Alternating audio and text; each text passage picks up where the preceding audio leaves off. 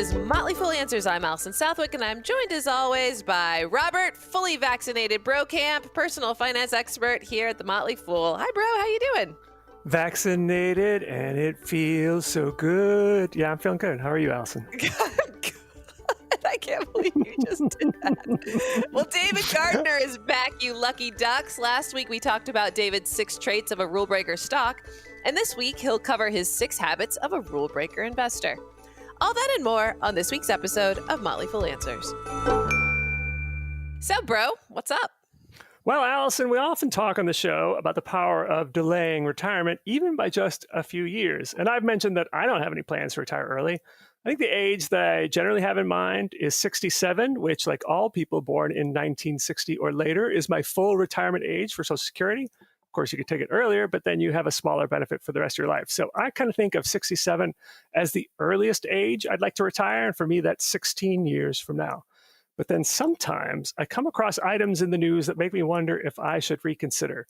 And that happened last week when it was announced that David Swensen had passed away at the age of 67. Swensen was the manager of Yale's endowment and really the most influential endowment manager of our times. Over his 35 years of running Yale's investment office, he produced returns that outperformed the average endowment by 3.4% annually. And many of his former employees went on to manage other portfolios. So just consider that of the top 15 endowments based on performance over the past 10 years, 6 are managed by people who once worked for Swensen. And just 2 days before he passed away from cancer, he taught the semester's last session of a class at Yale that he had been co-teaching for more than 20 years. And then when I heard of Swensen's passing, I thought of Clay Christensen, who was the Harvard Business School professor and author of the classic book, The Innovator's Dilemma, who died in January of 2020 at the age of 67. And it was that same month that the world lost Neil Peart, the drummer and lyricist for Rush, my favorite band. And I know Rick, the producer, is also a big fan. Peart, who's widely considered one of the greatest drummers of all time, also died of cancer at the age of 67. So it makes me think, maybe I shouldn't wait until I'm 67 to do some of the things I often think about doing in retirement.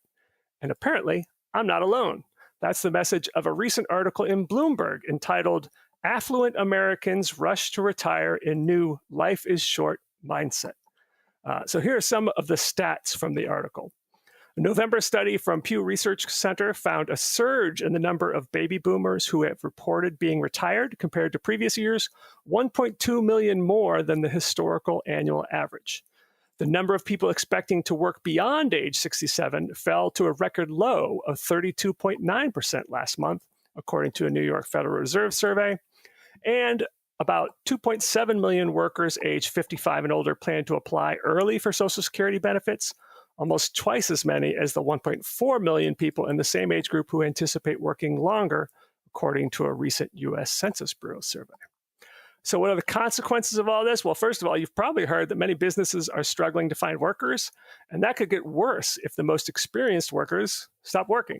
In fact, last week, Federal Reserve Chairman Jerome Powell cited significant number of people saying they've retired as one reason companies are reporting labor shortages. And get this stat from the Bloomberg article. Almost a third of physicians are over the age of 60. And the nonprofit Physicians Foundation said in a November paper that burnout threatens to exacerbate an existing shortage, especially among scarce specialists. Yikes. The other concern I have when I hear about people retiring early is that studies show that many people retire with insufficient resources.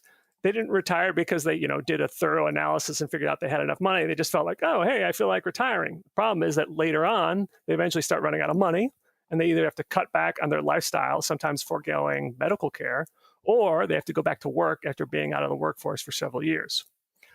But there's no question that after several years of exceptional stock market returns and rising home prices, many Americans do have enough to retire sooner than expected. And if they've done that thorough analysis of their situation, including how to pay for medical care, especially if they're not yet 65 and eligible for Medicare, then more power to them.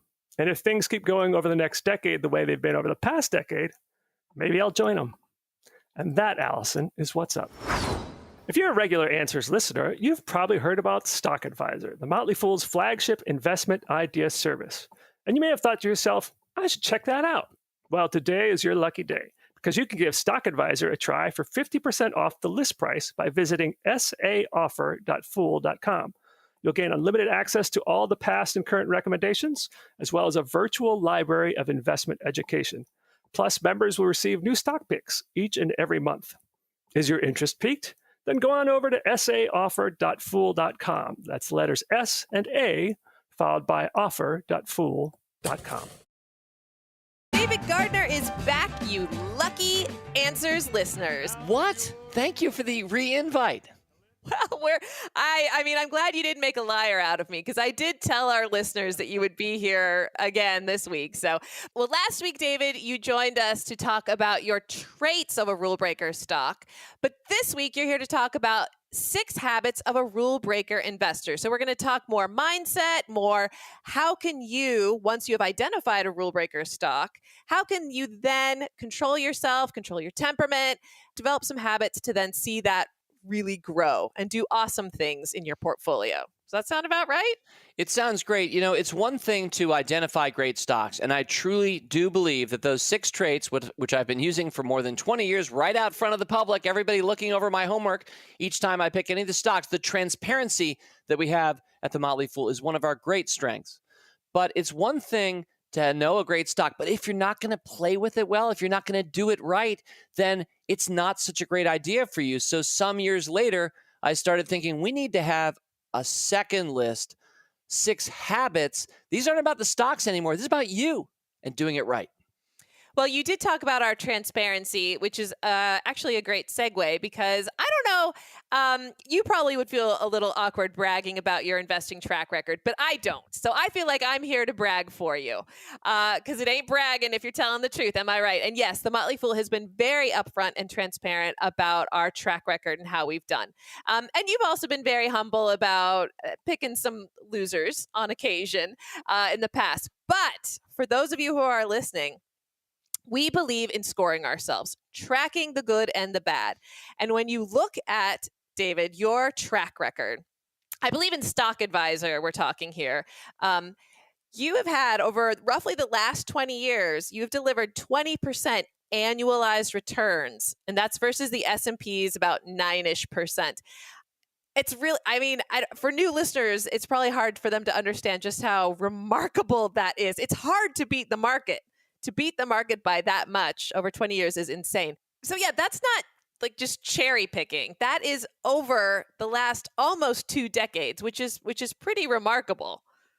Well, I think that it's really important to point out all of the losers that I've picked over the course of that time. And part of winning is losing to win. I once did a podcast on rule breaker investing with that very title. It's so important for me to convey that if you're going to break the rules, as an investor, you have to be more like a venture capitalist. You have to treat the public markets like it's okay to lose. After all, classic venture capitalists, they lose all the time. They're finding early stage companies. Turns out most things fail. That's not true for most of our investments, but many of my picks have failed, and we've delivered over 20% annualized returns. I also like to mention that it's done so simply. It's done by picking one stock a month on just the same Thursday each month over years and years. And that should be so simple for people to follow. And that's always been so important to me. So, and there were lots of restrictions, right? I can't say no, nothing on that Thursday. I don't like the market right now, or I can't find anything. Nope.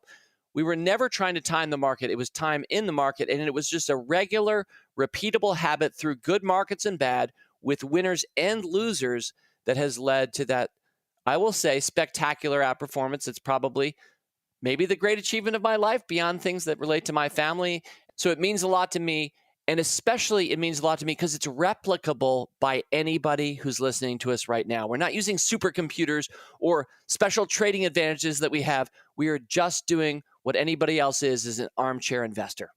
Yeah, I should say also that you have a team with you on Rule Breakers and Stock Advisor who follows your sort of philosophy for investing. And together as a team, you have accomplished this really remarkable feat.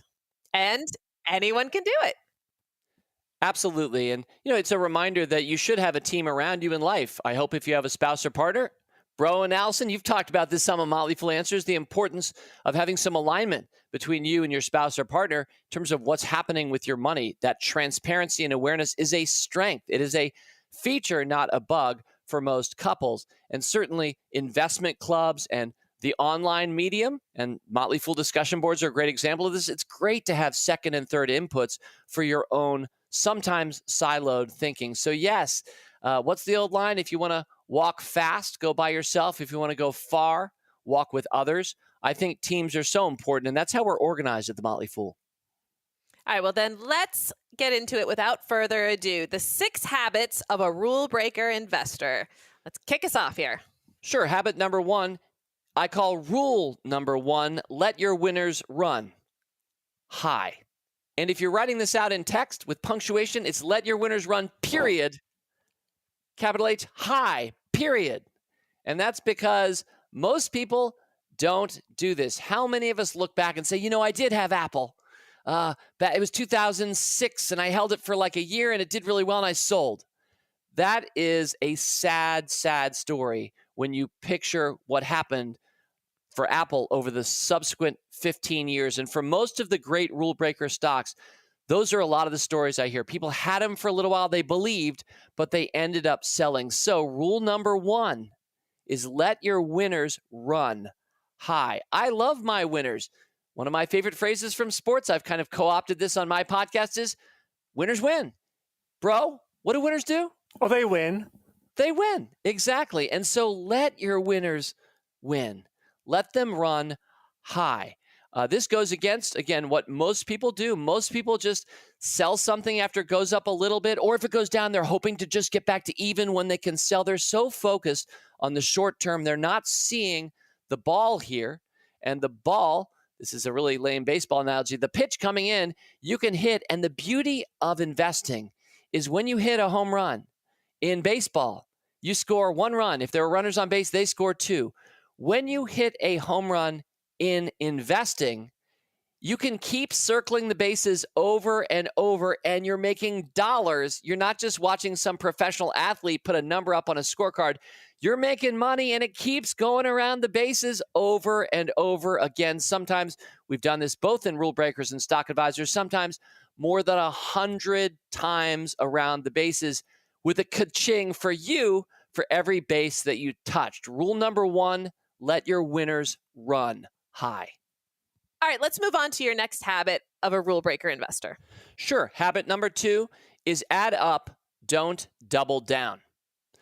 One of my favorite phrases, this one is of my own conjuring, is dips wait to buy on dips. It's amazing how many people think, I won't buy that now, but I will buy the dip. Or do you think that stock will dip soon? And I say, don't do that dip. Don't be a person waiting for dips. Some of the great companies, again, not every company is a rule breaker. So we're talking about the subset of the market that I look at, that I'm invested in. We're looking at the stocked pond where I fish. These companies sometimes never dip. Or if they do, they still look overvalued, so people don't even buy them on the dip. But I really think in a world of dip hunters, I think you should just be an actor.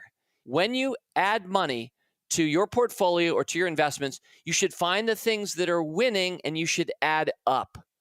Don't double down. Again, so many people think, well, that stock's down, so I'll buy some more of that one. And then if we get back to even, I'll actually be showing a profit at that point. And that's their mentality, and that can work. And some people do okay with that investing. But since you had me on this time, and we're talking about rule breaker habits for rule breaker investors, for these kinds of companies, you want to add to the winners, not the losers. You want, in the classic parlance, to be watering the flowers and cutting the weeds, not what most people do, in my experience, which is they cut the flowers and they water the weeds as they constantly rebalance away from what's winning. I do want to mention for each of these 6 habits, which we're going to cover a little bit more quickly this week, I have a mnemonic. The number is laced into each of these. So for this one, add up, don't double down. That word double reminds me of 2. This is the second habit of the rule breaker investor. To backtrack briefly, rule number 1, let your winners run high. I make it rule number one to make it trait number one. You're going to see those numbers if you watch carefully in each of the ones we continue to cover. Look for them. Look for those little Easter eggs, the mnemonic Easter egg here. This one strikes me as one that really gets to that trait that we all kind of feel of trying to time the market, where it's like, oh, I'm just waiting for that buy opportunity. I'm just waiting for, I can somehow play this and be smarter than the market on this. This one really gets me of that feeling that as investors, we all have to fight of trying to time the market. Well, and I think a lot of people also just think that if they have more money that they would add it to things that are down, not the things that are up. And that can make sense in some contexts. This list of principles, what we're going over today, is not going to be universally true every time. Context matters. But again, we're talking about rule breaker investing. We're talking about principles. And so the principle should always be that you are looking at what's working and adding money to that, not the things that are not working. All right, let's move on to our next habit. Ready for a mnemonic? Listen carefully. Habit number 3 for the rule breaker investor is invest for at least 3 years. And I would say 3 decades if possible, but for most people, have this idea that at a bare minimum, you are going to be invested in whatever you're buying right now or about to buy tomorrow for at least 3 years. We talked about last week where the word invest comes from. It comes from the Latin root investire, which means to put on the clothes of. Again, a reminder that as a sports fan, whether your team does well today's game that you're attending with your jersey on, or whether it has a good season or two or not, I hope it's still going to be your favorite team 3 years and more from now. Well, that is exactly the mental picture that you should have as an investor with your cash. I care a lot more about my portfolio than my favorite sports teams. I love sports, but boy, do I care more about financial freedom and independence that I'm working for, not just for my family, but for all of our members. I care a lot more about that. And so I'm playing the long game, investing for at least 3 years. All right, let's move on to the fourth habit of a rule breaker investor. I can't wait to find out where the 4 comes in. Listen very carefully. I will. Habit number 4 of the rule breaker investor is to remember the 4 tenets of conscious capitalism. Now, for some of us, we already know what conscious capitalism is, and we know those 4 tenets, but for much of the world, it doesn't quite know what is meant by that phrase. Well, I'm on the board of the National Institute called the Conscious Capitalism Institute. I think you're both included in this movement, and it is a movement, and I think it's going global, and I think it's unstoppable. But it's a movement that believes that business is actually, when done well, a great force to elevate humanity. And the 4 tenets that drive conscious capitalism and business done well are these. Number 1, companies that serve a higher purpose. Usually you know what their purpose is, maybe you know their tagline and or their mission, and they're driven by that. And while profits are important, these companies know that their purpose in serving that is ultimately what probably drives the most profits. Just like people who search for happiness in their life and then never find it, whereas if they just served others, they would have been far happier. It's the same thing with profits. For businesses that are just after profit, they may not really find it very well. If you're after purpose, you may find profit in abundance. So remember the 4 tenets of conscious capitalism. Number 1, higher purpose. Number 2, stakeholder orientation. So we're talking about the companies that aren't just winning for one group, like let's say their employees or their management. Nope, they're trying to win for all their stakeholders. Their customers, certainly, otherwise, why do we exist? Sure, their employees. These are the great companies to work for. But also, how about partners and suppliers? The allies that make your business possible, creating a win for them too.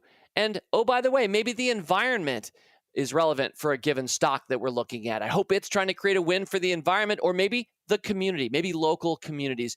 Every business is different, but the ones that manage for the win, win, win across all of their stakeholder groups, those are the sustainable winners. They're not just trying to maximize shareholder value. The beauty for this is if you're taking care of all of your stakeholders and you're ignoring your shareholders, they're probably going to be really happy too, because they're probably doing really well. The last 2 traits in this quick short course on conscious capitalism are conscious leadership and conscious culture. And so we've talked a lot, especially last week, about the importance of the humans who are running all of these enterprises that we're thinking of buying shares in, thinking of investing for at least 3 years as part owners of these companies. And so it turns out, yeah, the leadership really matters.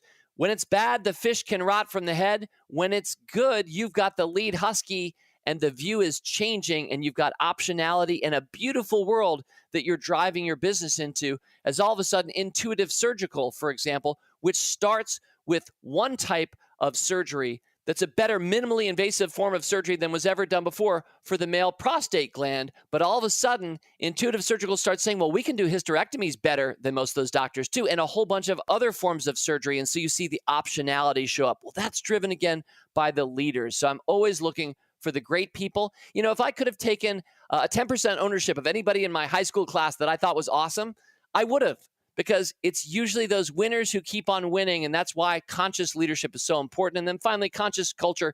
It's just about, where are the places that people really love to work, where they feel deeply rewarded.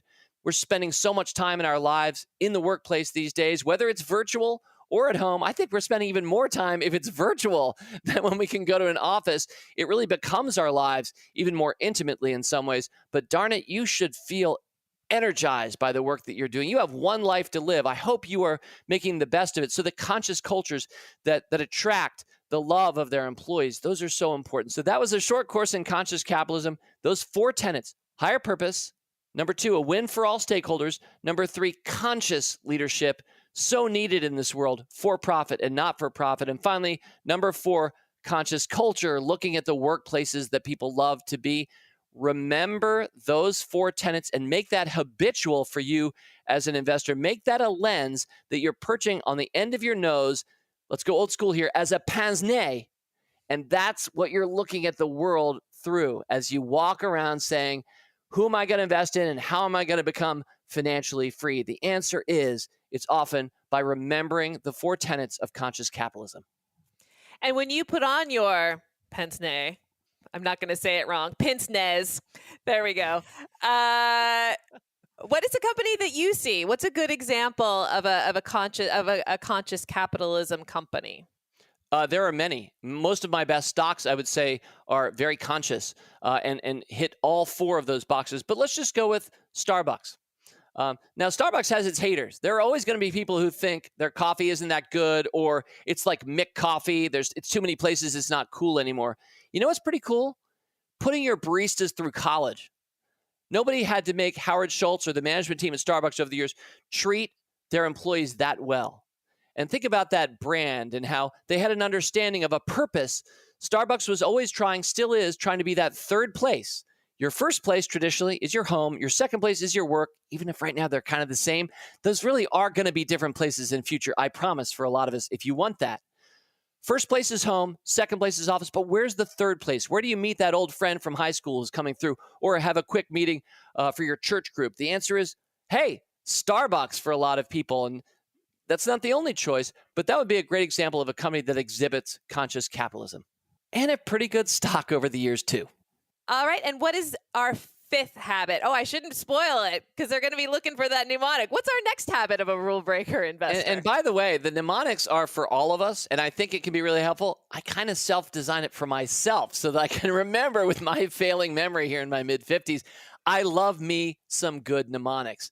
All right, so habit number 5 of the rule breaker investor is max 5% allocation. And what I mean by that is I don't believe you as an investor should ever take a new position in a stock or investment of any kind, crypto, real estate, what have you, and ever make it more than 1/20th of what you have in this world. That would be 5%. My schoolboy math reminds me 5% means it's 1/20th. I don't think anybody should all of a sudden load up on a new investment that's their only investment, or they're putting 30% into this thing because it seems amazing. I much prefer broad diversification. So max 5% allocation. That means as an investor, you should be in the habit of having at least 20 different investments, even as you start. Now, I realize for a lot of us starting, listening to Motley Fool Answers, loving this podcast every week, so many people do. I'm so proud of the work that you both do. They might be thinking, how do I even get to 20? Like, I'm just trying to make my first investment. Well, good news. These days, you can buy fractional shares of things. Commission costs have come down to almost nothing. There are lots of ways to understand how to get started investing, both through this podcast and our website, fool.com. So you really should be thinking about what are the 20 things, the 20 companies that I'd like to get started with, max 5% in each. I don't think that you should all of a sudden load up on one thinking, that one's worth a lot. That's going to do a lot better than the others. You might be right, but I think you'd be lucky if you were right. That's not sustainable. So I'm trying with habit number 5 to get all of us thinking about being broadly diversified. Now, of course, that initial 5% max investment in any given company, if it's going to perform like a lot of rule breaker stocks have, is going to balloon to be a much more massive part of your portfolio. That's okay if you can sleep at night, right? It's a wonderful problem to have. It's the problem we're trying to create every day for our members by finding the best stocks of our time. And I'm really happy to say the traits I gave you last week, the habits that we're talking about this week, I really do think this has led and will continue to lead so many people to the best stocks and the best investments of their lives. And so I think it's so important to remember that it's not about one stock, but sure enough, one stock can be amazing if it's Amazon and can start to become a much larger than 5% of your portfolio. Again, a good problem to have. And for each of us, there's no one-size-fits-all answer in terms of how large you should let that grow.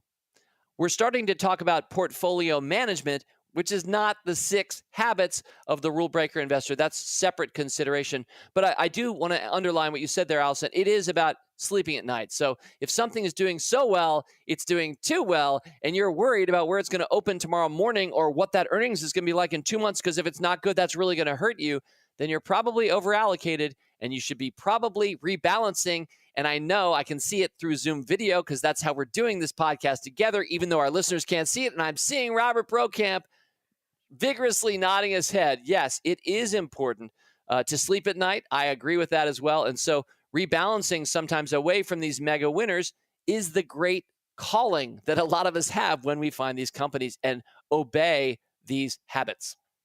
All right, let's bring us home with the final habit of a rule breaker investor. Habit number 6, aim for 60% accuracy. Now, a lot of people, if they've studied investing, they might have even had a course in college, or maybe they had their social sciences teacher in 7th grade teach them investing. They haven't come across this term accuracy. I've borrowed a word from one context and pulled it in to this one to make it understandable for people. So let me define my term real quick. You're accurate in my mind when the stock that you bought and held over at least 3 years is beating the market averages. That was worth doing. To go back to baseball briefly, you got on base. You didn't strike out, ground out, or fly out. You beat the market 1 for 1. If you didn't beat the market, you would be 0 for 1. That would be inaccurate. So when I say aim for 60% accuracy, what I'm saying is aim when you buy and add great companies to your portfolio, aim to try to be beating the market 60% of the time. Now, I say aim because that's not that easy to do. But I believe that getting our kids to aim high when they're kids, and as adults aiming high for our own actions, is going to lead to better performance. And so I'm a big fan of aiming high. Otherwise, it's unlikely you're going to hit amazing targets. So in my own career, I'm probably somewhere between 50 and 60% accuracy. That means I'm probably beating the market a little bit more than half the time, but not a lot more. The beauty of this, especially with rule breaker investing, is the ones that do win do so well that on their own, they wipe out all of your losers combined. I can give a quick example from the rule breaker scorecard. I did these numbers recently, so they're a little out of date, but anybody can transparently check them because all of our numbers are right there in our services. But I looked and saw that over the course of picking 2 stocks a month for Motley Fool rule breakers every month, since October 2004, taking my team selections, my selections as a team, 2 stocks every 2 weeks, another stock for years and years. We've picked around 360 stocks. And here's some horrible news. About 1 in 6 of them has not just lost to the market, not just been inaccurate, has lost 50% or more, period. Now, Motley Fool Rule Breakers is taking additional risk. Anybody who joins the Rule Breakers service understands, like venture capitalists, we need to be ready to lose, and lose we have. But here's the beautiful number that I want to immediately make sure people hear as well. The 64th best stock, if we've had 64 minus 50 percenters or worse, the 64th best stock at last check was Exact Sciences, ticker symbol EXAS. It was up 475%. Now, some of us are more mathematically inclined than others, but even if math isn't your strong suit, think about that. Our 64th best pick plus 475 versus, on average, stocks that lose minus 50. You will take a plus 475 with a minus 50 every day of the week. And by the way, our fourth best pick in Motley Fool Rule Breakers is Intuitive Surgical. It is up 5,192%. That stock on its own wipes out all 64 of those minus 50% plusers and leaves money on the table. And that's just our fourth best pick. So it's so important to recognize that lose you will. So when I say aim for 60% accuracy, that means about half the time you're not beating the market, and sometimes you're getting whacked. And especially if you're going to take on additional risk as a rule breaker investor, which many people don't need to and probably won't. But again, you had me on these 2 weeks, so I'm giving you my chapter and verse. So yes, habit number 6, aim for 60% accuracy. And even if you don't hit it as a rule breaker investor, you might be astonished by how successful you are. Well, that covers it. All 6 habits of a rule breaker investor. David Gardner, thank you so much for joining us these past couple episodes. Thank you for suffering a fool gladly. Anytime. Anytime. Hey, let's have a little disclaimer. As always, the Motley Fool may have recommendations for or against the stocks we talked about. Don't buy and sell stocks based solely on what you heard here. Oh, that's the show. It's edited fully vaccinatingly by Rick Engdahl. I'm the only one who's left out. Soon I'll be joining you. Our email is answers@fool.com. For Robert Brokamp, I'm Alison Southwick. Stay foolish, everybody.